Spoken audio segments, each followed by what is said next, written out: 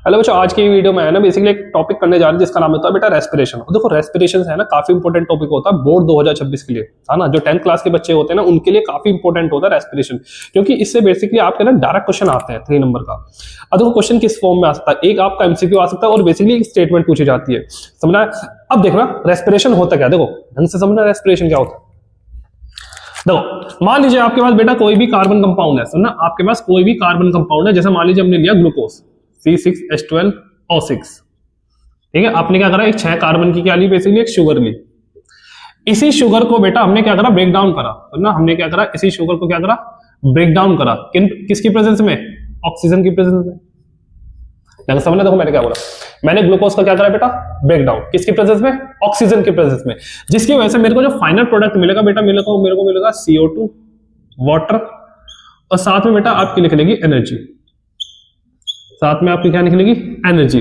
और इसी प्रोसेस को आप क्या बोलते हो बेटा, रेस्पिरेशन। रेस्पिरेशन का मतलब क्या होता है, जो भी आप फूड ले रहे हो बेसिकली उससे एनर्जी को ऑब्टेन करना थ्रू ऑक्सीडेशन, इसी प्रोसेस को आप बोलते हो बेटा रेस्पिरेशन। हमेशा एक चीज ध्यान रखना, जब भी आप ऑक्सीडेशन कराओ यानी कि आप किसी ना किसी चीज का ब्रेक डाउन करा रहे हो। अगर आप फूड का ऑक्सीडेशन करा रहे हो यानी कि आप फूड का ब्रेक डाउन करा रहे हो, और जब भी आप किसी चीज को रिड्यूस कर रहे हो इसका मतलब होता है किसी चीज की फॉर्मेशन हो रही है। समझ आया था ना। अब देखो आगे चलिए, हमने क्या करा, एक 6 कार्बन की ग्लूकोज को बेसिकली ऑक्सीडाइज करा और बेसिकली CO2 वाटर, साथ में क्या निकाली बेटा, एनर्जी। अब देखो अगर मैं इसे कंप्लीट लिख के दिखाऊं इसी रिएक्शन को, तो देखो सबसे पहले क्या होता है बेटा, हमारे पास है ना ग्लूकोज होता है, ढंग समझना। आपने क्या करा बेटा, ग्लूकोज लिया C6H12O6, इसका नाम क्या बेटा, ग्लूकोज, समझ रहा है ना। अब देखो ग्लूकोज के बारे में कुछ चीजें ध्यान रख के चलना। सबसे पहले ये आपकी 6 कार्बन की शुगर होती है ना। ग्लूकोज कितने कार्बन की शुगर है, 6 कार्बन की, तो यानी कि 6 कार्बन की शुगर है, ठीक है। अब क्या होता है, सबसे हम क्या करते हैं, सुनना, देखो हमें ना ज्यादा एनर्जी प्रोड्यूस करनी है। देखो हमें क्या करनी है बेटा, ज्यादा एनर्जी प्रोड्यूस करनी है। अगर ज्यादा एनर्जी प्रोड्यूस करनी है तो हम करते हैं बेटा स्टेप वाइज ऑक्सीडेशन, यानी कि फूड को धीरे धीरे करके तोड़ते हैं। ऐसे नहीं कि एक बार में तोड़ दिया, अगर आप एक बार में तोड़ दोगे तो इतनी ज्यादा एनर्जी नहीं बनती। तो हम क्या करते हैं बेटा, इसका स्टेप वाइज ऑक्सीडेशन करते हैं, ताकि हमारी बेसिकली हर स्टेप में जो भी एनर्जी निकले उसे हम बेसिकली क्या कर ले, ट्रैप कर ले। और स्टेप वाइज ऑक्सीडेशन में आपकी ज्यादा एनर्जी प्रोड्यूस होती है, समझ आया। तो हम यहां पे क्या करेंगे बेटा, स्टेप वाइज ऑक्सीडेशन। अब देखो कैसे, आपने सबसे पहले 6 कार्बन की शुगर को बेसिकली 3 कार्बन की शुगर में तोड़ा, जिसका नाम क्या होता है बेटा, पायरुविक एसिड, जिसका नाम क्या होता है बेटा, पायरुविक एसिड, ठीक है। जो बेसिकली कितने कार्बन की होती है, 3 कार्बन की, ना। जो पायरुविक एसिड होता है बेटा ये कितने कार्बन की एसिड होती है, 3 कार्बन की, इतना समझ आया। अब जो हमारे पायरुविक एसिड का ब्रेक डाउन है कहां पे होता है बेटा, साइटोप्लाज्म में, ना। ये कहां पे होता है, साइटोप्लाज्म में। इस चीज को ध्यान रखना, लोकेशन बड़ी काम की है, ध्यान रखना। ग्लूकोज को जब भी हम पायरुविक एसिड में तोड़ते हैं तो बेटा कहां पे होती है, आपकी साइटोप्लाज्म में, हमेशा ध्यान रखना, सेल के साइटोप्लाज्म में।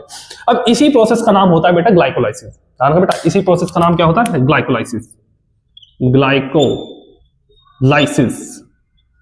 इस चीज को बड़ा ध्यान में रख के चलना बेटा। अब देखो जब भी वर्ड आया बेटा लाइसिस, तो ना, जब भी वर्ड आया लाइसिस, लाइसिस का मतलब होता है ब्रेक डाउन, लाइसिस का मतलब क्या होता है बेटा, ब्रेक डाउन। और जब भी वर्ड आया ग्लाइको, ग्लाइको का मतलब क्या होता है बेटा, ग्लूकोज, यानी कि आप किस चीज का ब्रेक डाउन कर रहे हो, ग्लूकोज का, समझा। तो ग्लूकोज को पायरुविक एसिड में अगर आप तोड़ रहे हो तो इस प्रोसेस को आप तो बोलते हो बेटा ग्लाइकोलाइसिस। और ग्लाइकोलाइसिस कहां पे होती है, साइटोप्लाज्म में। अब देखो आगे चीजें, अगर मैं पायरुविक एसिड की बात करूं, सुनना, अगर मैं बात करूं पायरुविक एसिड की, अगर मैं पायरुविक एसिड का फर्दर ऑक्सीडेशन करूं, सुनना, अगर मैं इसका फर्दर ऑक्सीडेशन करूं यानी कि इसका एक और बार ऑक्सीडेशन हमने करा और मैंने बेसिकली इसका कंप्लीट ऑक्सीडेशन करा, सुनना, मैंने इसे क्या करा, कंप्लीट ऑक्सीडेशन करा, तो हमें फाइनल प्रोडक्ट मिलता है बेटा CO2 वाटर प्लस आपकी मिलेगी बेटा एनर्जी, ना। फाइनल प्रोडक्ट में आपको क्या मिलेगा, CO2 वाटर और एनर्जी। और ये स्टेप कहां पे होता है बेटा, ध्यान रखना, ये आपको होता है बेसिकली माइटोकॉन्ड्रिया के अंदर। ये कहां पे होता है बेटा, माइटोकॉन्ड्रिया, क्योंकि आप माइटोकॉन्ड्रिया को ही क्या बोलते हो, power house of the cell, ना। आप माइटोकॉन्ड्रिया को ही क्या बोलते हो बेटा, power house of the cell. अब ऐसा पावर हाउस क्यों बोलते हैं, क्योंकि सारी की सारी जो एनर्जी है बेटा वो कहां पे बनती है, माइटोकॉन्ड्रिया में। और उसी एनर्जी को बेटा हम है ना बॉन्ड की फॉर्म में ट्रैप कर लेते हैं और इसी से हम फॉर्मेशन करते हैं बेटा एटीपी की। एटीपी समझ आया, एटीपी क्या होता है बेटा, energy currency of the cell, ध्यान रखना। अब देखो यानी कि आपके अगर मैं माइटोकॉन्ड्रिया में ब्रेक डाउन करूं तो बेटा आपको क्या मिलेगा, CO2 H2 और साथ में एनर्जी। तो ये होता है बेटा आपका कंप्लीट ऑक्सीडेशन, ध्यान रखना, इसी को आप क्या बोलते हो बेटा, कंप्लीट ऑक्सीडेशन। इतना समझ आया, बोलो आया। अब सुना, जो ये एनर्जी निकली है बेटा, जो ये आपकी एनर्जी निकली है, बेसिकली हम इसे ट्रैप करेंगे इन फॉर्म ऑफ एटीपी। याद रख लेना बच्चे, हम इसे किस फॉर्म में ट्रैप करेंगे बेटा? एटीपी की फॉर्म में। दादा किसकी फॉर्म में? एटीपी। अब एटीपी क्या होता है इसकी थोड़ी सी बात कर लेते हैं। एटीपी समझ रहे बेटा ढंग से? एटीपी होती है बेसिकली आपकी energy currency of the cell. ध्यान रखना बेटा, ये क्या होती है? एनर्जी करेंसी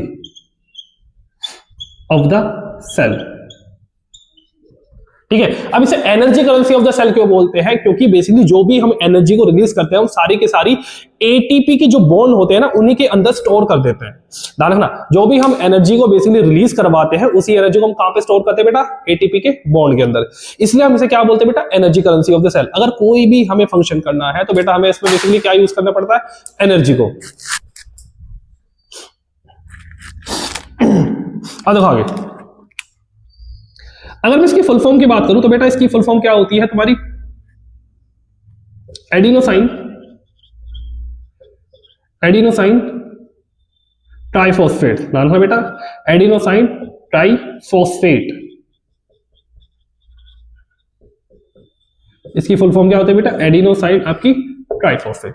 और आपकी एटीपी बनती कैसी है? ध्यान रखना, वो कैसे बनता है बेटा? अगर आपके पास मान लीजिए आपके पास है एडीपी और आपने बेटा इसमें ऐड कराया एक इनऑर्गेनिक फॉस्फेट, तो यहां पे फॉर्मेशन होती है बेटा एटीपी की। इस तरीके से बनाते हैं। और एडीपी क्या होता है बेटा? Adenosine diphosphate. देखना, एडीपी क्या होता है बेटा? Adenosine diphosphate. इतना समझ आया? चलिए अब देखो एक चीज और, अब बात करते हैं टाइप्स ऑफ रेस्पिरेशन की। कितने टाइप की हमारी रेस्पिरेशन होती है? देखो टाइप्स ऑफ रेस्पिरेशन। अब एक चीज बुद्धि में सेट कर लेना, देखो पहले मेरी बात सुनो। ब्रीथिंग और रेस्पिरेशन में फर्क होता है, ठीक है? जैसे आप फर्दर पढ़ोगे तुम्हारा ह्यूमन रेस्पिरेटरी सिस्टम, तो ह्यूमन रेस्पिरेटरी सिस्टम की बात अलग होती है और ये रेस्पिरेशन अलग होता है। समझ आया बेटा? देखो अब इसे रेस्पिरेशन क्यों बोला जाता है?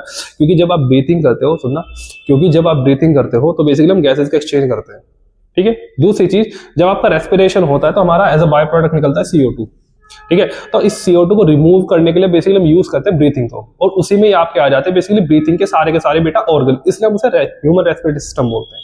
समझ आया बात? आया खोपड़ी में? चलिए देखो टाइप्स ऑफ रेस्पिरेशन। पहला जिसे हम बोलते हैं बेटा एरोबिक रेस्पिरेशन। सेकंड होता है बेटा आपका एनएरोबिक।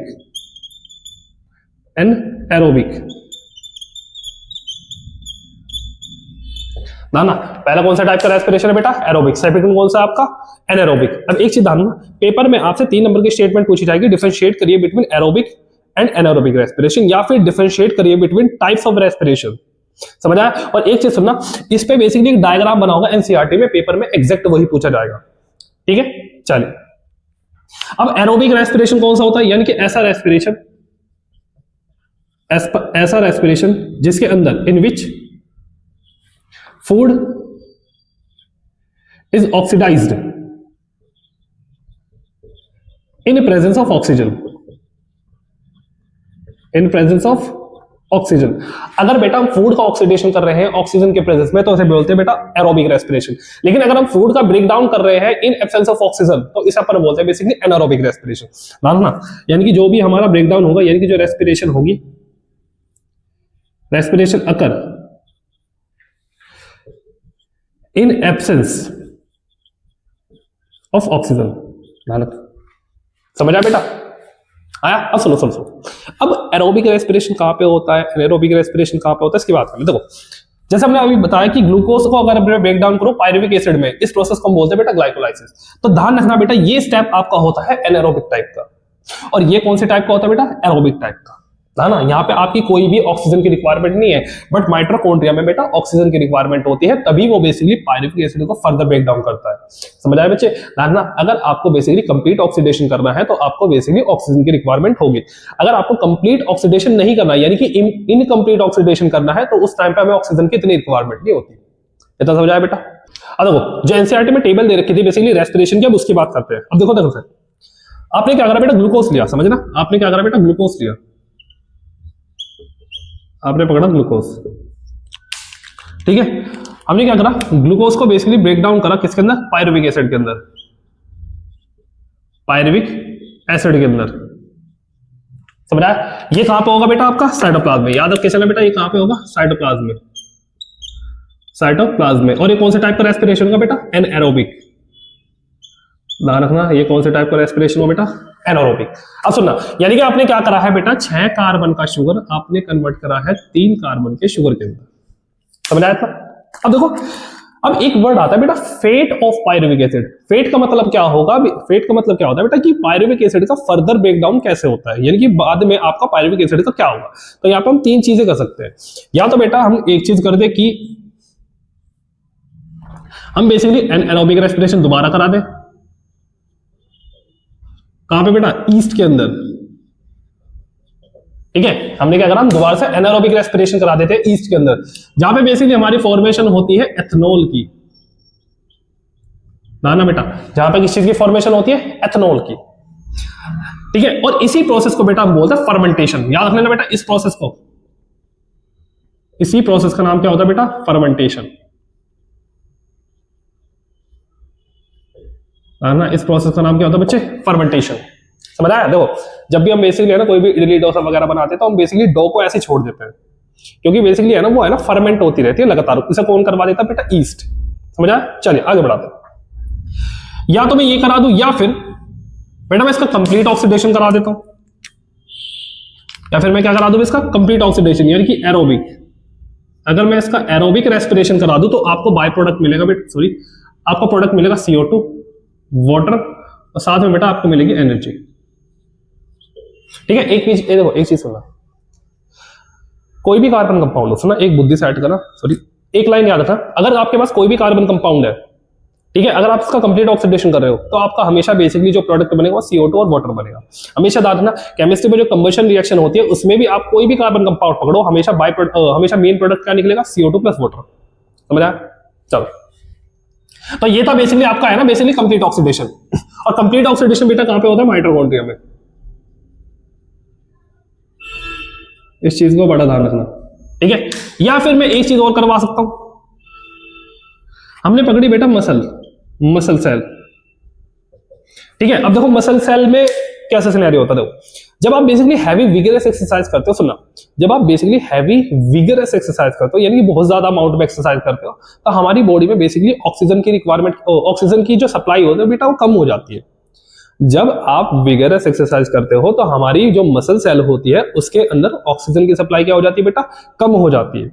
तो जब ऑक्सीजन की सप्लाई कम हो जाती है तो कौन से टाइप का रेस्पिरेशन होगा, एनारोबिक। तो हमारी बॉडी को वहां पे एनर्जी की रिक्वायरमेंट होती है, तो हम बेसिकली एरोबिक रेस्पिरेशन ना करा के वहां पे एनारोबिक रेस्पिरेशन करा देते हैं, जिससे हम थोड़ी अमाउंट में एनर्जी को प्रोड्यूस करवा देते हैं।